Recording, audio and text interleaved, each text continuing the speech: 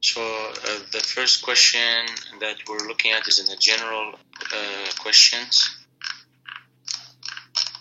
and we touched about it, subhanAllah, in today's Munyat al-Murid, but perhaps we can really focus on them.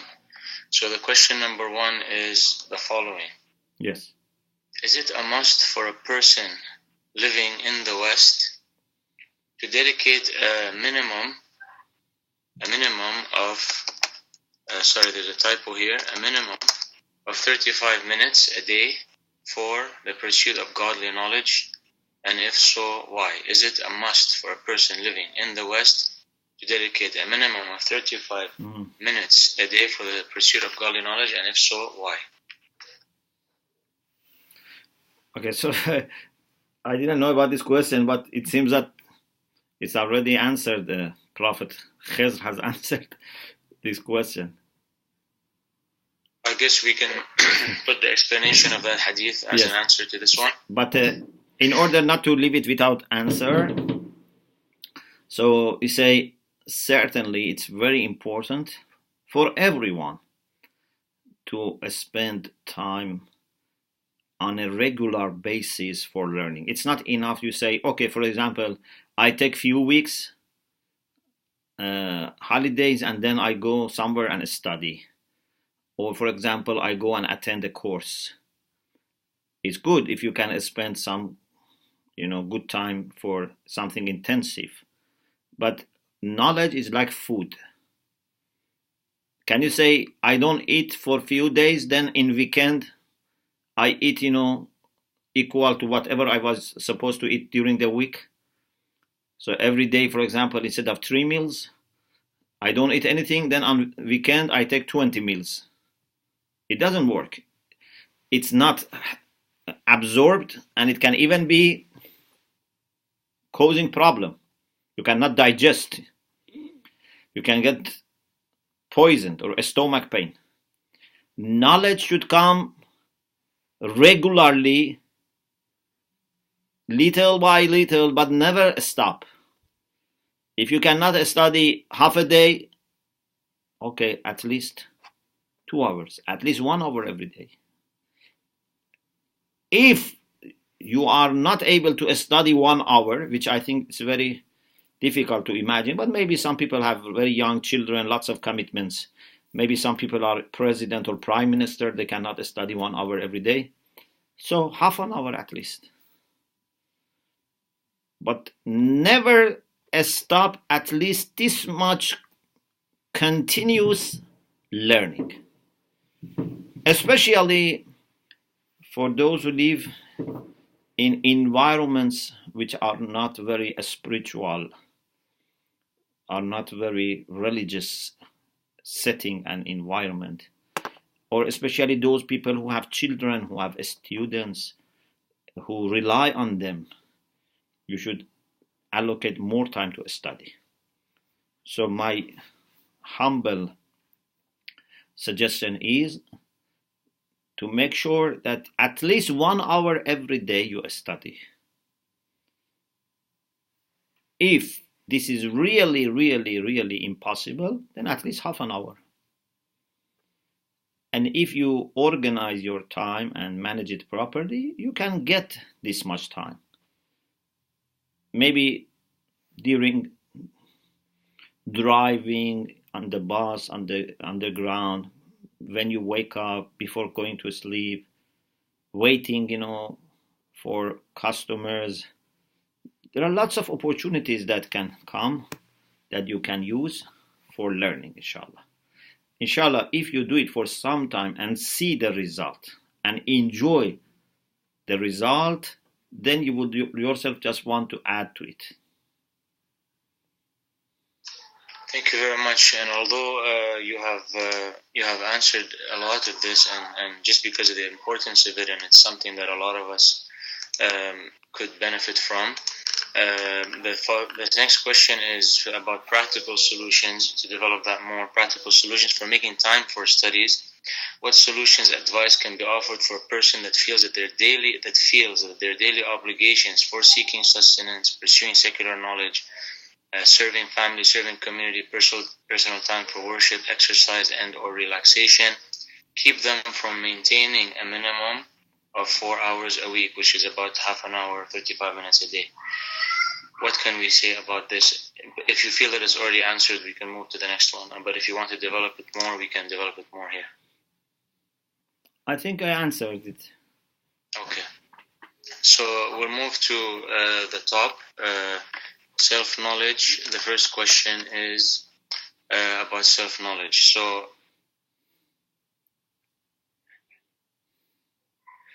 Assalamu alaikum, Shaykhana. In lesson 1 at time, this is in self-knowledge. In lesson 1 at time 7 minutes and 28 seconds in the video, you said that the Prophet ﷺ tried to avoid things that for ourselves was better to avoid. Can you explain if this means makruh acts? Jazakallah. Maybe I don't remember exactly that moment, but maybe I wanted to say that even something for us is makruh, means it's not necessary to avoid, but better to avoid. The Prophet used to take it as an obligation for himself to avoid. So even makruhat, he tried not to do them. Or mustahab, which is not obligatory, but it's better to do, he used to take it as necessary for himself. So those who are in high level of taqwa, they try not only to avoid haram, they try to avoid also makruhat.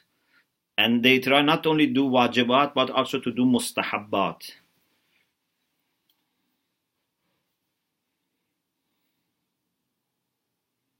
The next question is about also self-knowledge. In Irfan, I believe that they say that they can have completed annihilation and lose their identity. Is this a correct view? If this is a correct view, then one can never lose themselves and be completely annihilated in Allah subhanahu wa ta'ala. As far as I understand, and my knowledge is very little, I think it's not really becoming nothing. I think it's a matter of not noticing yourself. You are so much absorbed by the attractions of Allah subhanahu wa ta'ala that you don't think about yourself. Not that you don't exist anymore. You don't think about yourself. Like, those ladies that when Yusuf alayhi salam came to that room, they forgot themselves and they cut with the knives their fingers. قَطَّعْنَ أَيْدِيَهُنَّ. Why they قَطَّعْنَ أَيْدِيَهُنَّ? Because they became too busy with the beauty of Yusuf alayhi salam. So if you become able to have a close look without hijab at Allah subhanahu wa ta'ala, which is unlimited times more beautiful than Yusuf, then you would no longer think about yourself and you are hungry or thirsty or you have pain or illness. Everything will be forgotten. So you are still there, but you have no attention to yourself.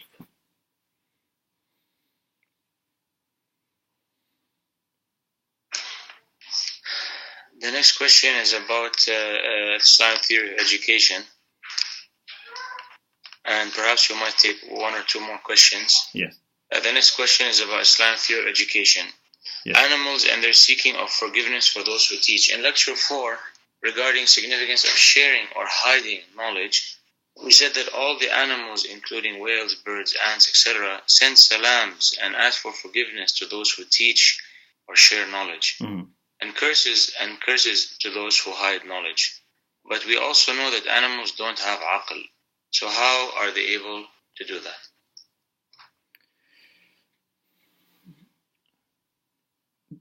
they don't have aql in the way that we understand aql. So we classify beings into living beings, non-living beings, and then living beings into plants, animals, and then we say human beings are the only animals that have ability to think and rationalize. But it's not that animals don't have understanding. Even philosophers and mystics believe that non-living beings have understanding. إن من شيء إلا يسبح بحمده ولكن لا تفقهون تسبيحهم. Or Allah says about birds, كل قد علم صلاته وتسبيحه. So they have knowledge and understanding, they have love. Ibn Sina and Ibn Arabi all say that everything in this world has love. Sarayan al-ishq is spread everywhere. But our understanding and our way of classifying things is based on their mulki side, their material, worldly aspect. If you look at their malakuti side, they have understanding.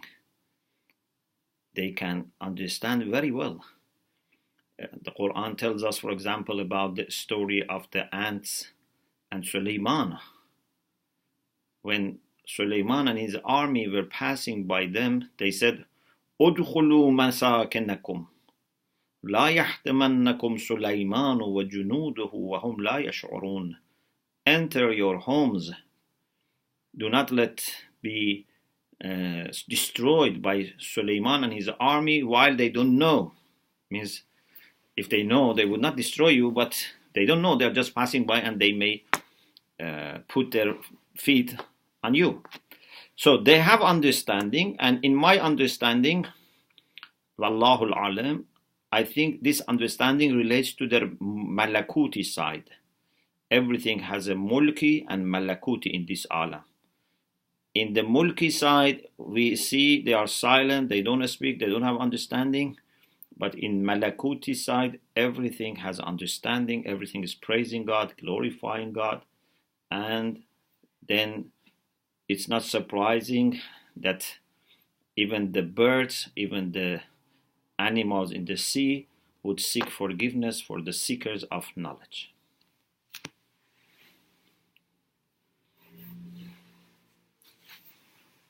So we'll take a question from Islamic belief system, the last question.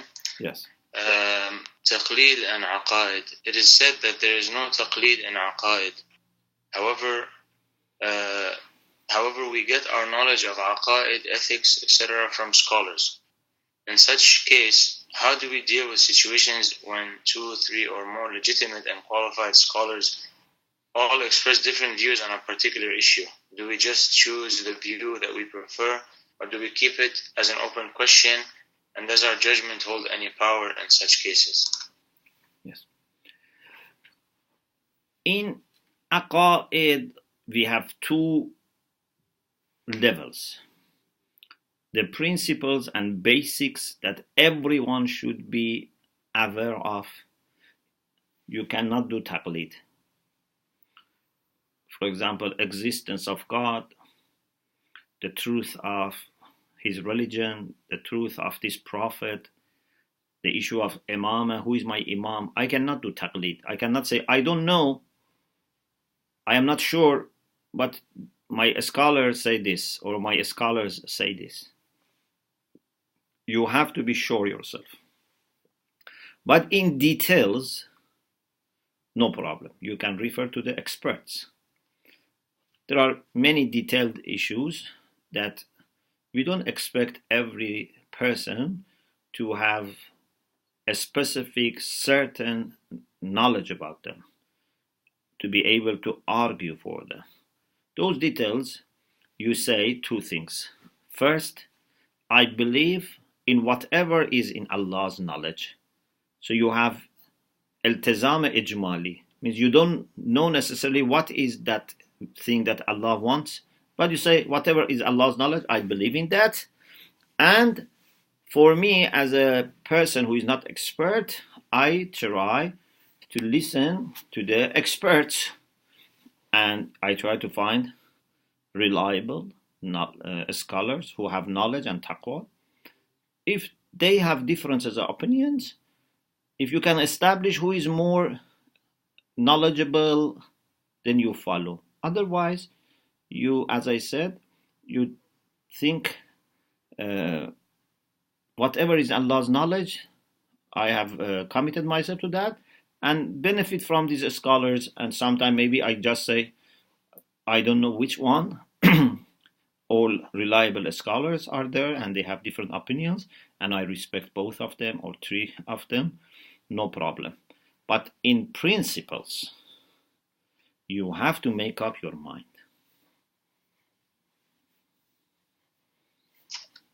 Thank you very much, Sheikhna. You're welcome. We have more questions, but inshallah, because of the time limit, we can take them on in the next coming webinars.